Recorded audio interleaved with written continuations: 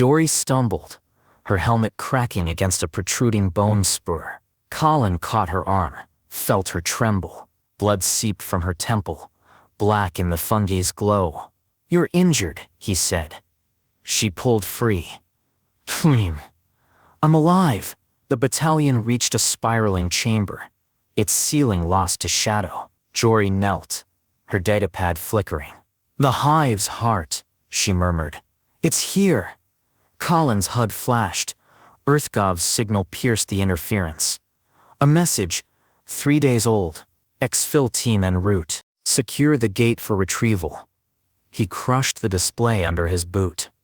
They buried the dead in the heart chamber.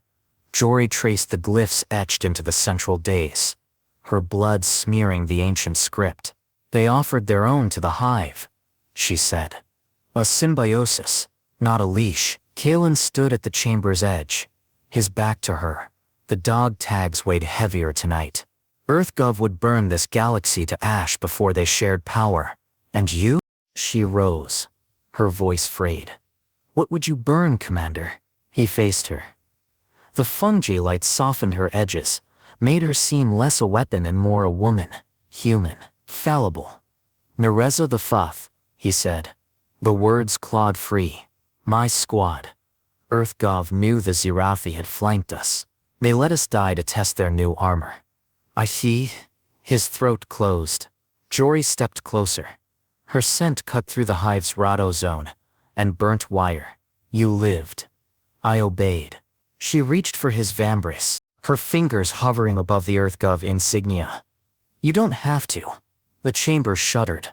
Alerts blared. Xyrathi breaching the lower tunnels. Kalen turned to rally the battalion, but Jory's hand caught his. Wait. She pressed a shard of Xyrathi alloy into his palm, its edge singing with residual energy. For when the charges aren't enough, he slipped it into his belt. A secret. A promise. The final ambush came as the fungi dimmed. Xyrathi drones swarmed the heart chamber, their wings shrieking. Varn fell first, his augment sparking as a drone's stinger pierced his chest. Grell dragged him behind the dais, her hands slick with his blood. Colin fired until his rifle overheated, then swung the alloy shard. It sliced through chitin like paper. Jory climbed the dais, her datapad synced to the hive's veins. "I can link the remaining charges," she shouted. "Blind the Xyrathi's senses." A drone lunged. Colin tackled her, the stinger grazing his shoulder. They rolled, her body rigid against his. The drone reared, its mandibles dripping.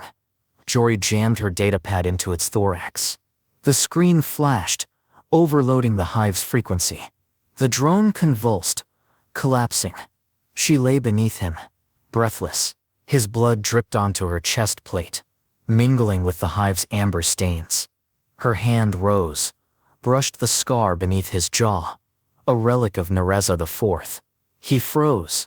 "You are not their weapon," she whispered. He stood, pulling her up. The chamber trembled, the hive's walls peeling back to reveal the warp gate spire in the distance. EarthGov ships dotted the sky. Jory activated the charges. The explosion tore through the Xyrathi, their shrieks swallowed by the hive's dying wail. The battalion staggered toward the extraction point, their armor scorched but intact. Kalen lingered, staring at EarthGov's descending shuttles. He removed his command chip, its surface engraved with EarthGov's eagle. For 9 years, it had been his compass, his prison. He crushed it underfoot. Jory watched, her eyes reflecting the fire. "What now, Commander?" He shouldered his rifle. "We survive." Chapter 3.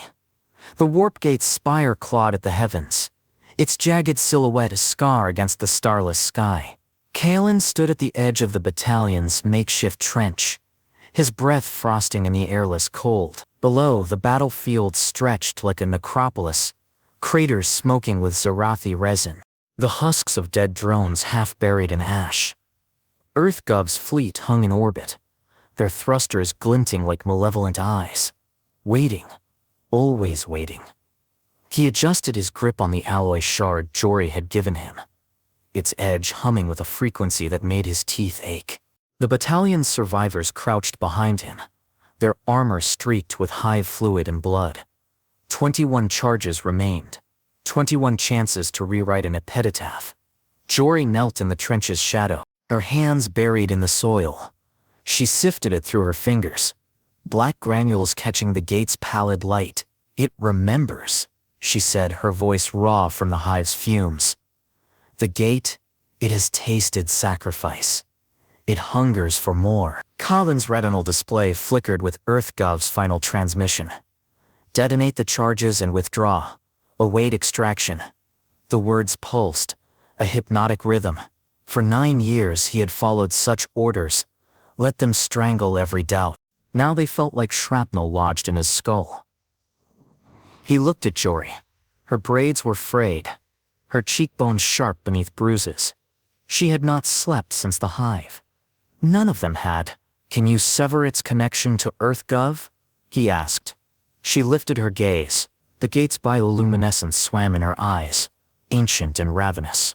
"I can make it forget their leash, but it will demand a price." He knew the shape of that price. It lived in the tremor of her hands, the way her breath hitched when she thought he did not notice. The gate wanted a mind, a voice. A roar split the silence. EarthGov's shuttles pierced the atmosphere, their hulls emblazoned with the eagle of conquest. Kalen's HUD identified them. Harbinger class, armed with neural disruptors, not to destroy the gate, to claim it. He turned to the battalion. Their faces were gaunt, their eyes reflecting the gate's sickly glow. Grell clutched a stim injector like a rosary. Varn's augments sputtered, his breath a wet rattle. They were not soldiers. They were ghosts. "Arm the charges," Colin said. "Target the shuttles." Jory rose, her datapad slung across her back. "That will not stop them." "No," he agreed. "But it will make them bleed." The battle began in silence. Colin led the charge across the plain, his boots kicking up geysers of ash. The shuttles descended, their bay doors yawning open to disgorge EarthGov's shock troops, faceless in onyx armor. Their rifles tuned to kill, not maim. The battalion's minds erupted first, tearing through the front line. Grell's laughter crackled over the comms, unhinged and bright, as a shuttle's wing sheared off in a fireball. Jory wove through the chaos, her steps deliberate. She approached the gate's base, where the spire met the earth in a tangle of throbbing tendrils. Kalen watched her through the haze of smoke, a figure both fragile and inevitable, like a blade balanced on its edge. A disruptor beam grazed his shoulder. He fell, the pain white-hot, his armor sizzling. Above him, a shock troop leveled its rifle. Colin gripped the alloy shard, its song harmonizing with the gate's hum. He lunged, driving the shard into the troop's visor. The body collapsed, spasming. "Commander!" Jory's voice, sharp with fear. He turned. EarthGov's flagship descended, its shadow swallowing the battlefield. From its belly, a beam lanced downward, a golden thread connecting ship to gate. The spire shuddered, its tendrils curling upward as though caressing a lover. "They are bonding with it," Jory said, her datapad screeching with interference. "They will make it a weapon. We have minutes." Colin limped to her side. The ground quaked, the gate's song swelling to a deafening wail. He thought of Nereza IV, of the way the Xyrathi's claws had sounded as they pierced his squad's armor. A symphony of failures. "Do it," he said. Jory's fingers trembled as she unspooled cables from her datapad. "The gate will seek a host. It must be fed." He clasped her wrist. "Use me." She recoiled. "No, you do not understand." "I understand." He pressed her palm to his chest, where the dog tags lay. "This is not yours to bear alone." Her resolve fractured. A single tear cut through the grime on her cheek. Then she nodded. The gate's core was a cathedral of flesh. Ribbed walls pulsed around them, membranous sacs bursting with vaporous light. Jory linked the cables to Kalen's armor, her movements clinical, detached. "The symbiosis will merge our consciousness with the gates," she said. We will be its voice, or it will be our tomb. He leaned against a spire of bone, his breath shallow. Will it hurt? She almost smiled. Yes. The cables hissed to life. Agony. It ripped through Kalen, a nova devouring every synapse. He screamed, but the sound dissolved in the void. Visions assailed him. Jory as a child, her hands bloodied from dismantling a drone. His squad's final moments, their voices begging for extraction. The warp gate's birth, a seed planted by beings whose faces were constellations. You are weak, the gate whispered, its voice a chorus of dead stars. You crave absolution. No, Kalen thought. I crave truth. Jory's consciousness brushed his. A storm of defiance and sorrow. Together, they pushed. The gate resisted. Its hunger a black hole. They offered memories. The medic Grell's laughter. Varn's last stand. The taste of ozone after rain. The gate shuddered, overwhelmed by the weight of fragile human things. You are different, it murmured. You burn brightly. Briefly. Let us burn, Jory replied. The core ignited. Kalen woke to silence. The gate's spire lay in ruins, its flesh like stone crumbling to dust. EarthGov's flagship listed in the atmosphere, its hull breached. The battalion's survivors staggered through the wreckage, their armor scorched but whole. Jory lay beside him, her cables severed. Blood trickled from her nose. Her pupils dilated. It is done, she rasped. The gate, it is gone. He touched her face.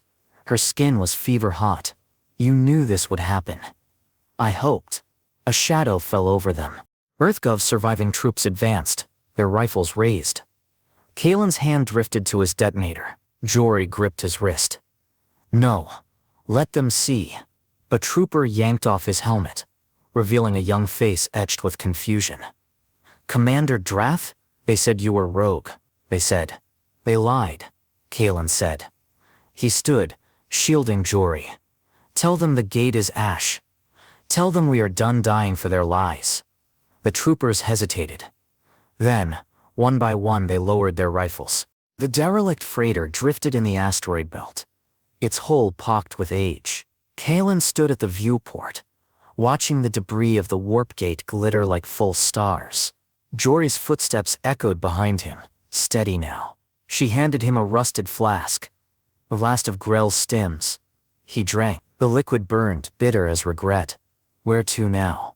She leaned against the viewport, her reflection blending with the cosmos. The Xyrathi's creators, or EarthGov's next folly. It does not matter. He turned to her. It matters. She studied him, her gaze unflinching. Yes. He reached for her hand. The freighter's engines hummed, a lullaby for the lost. Somewhere, new star flickered to life.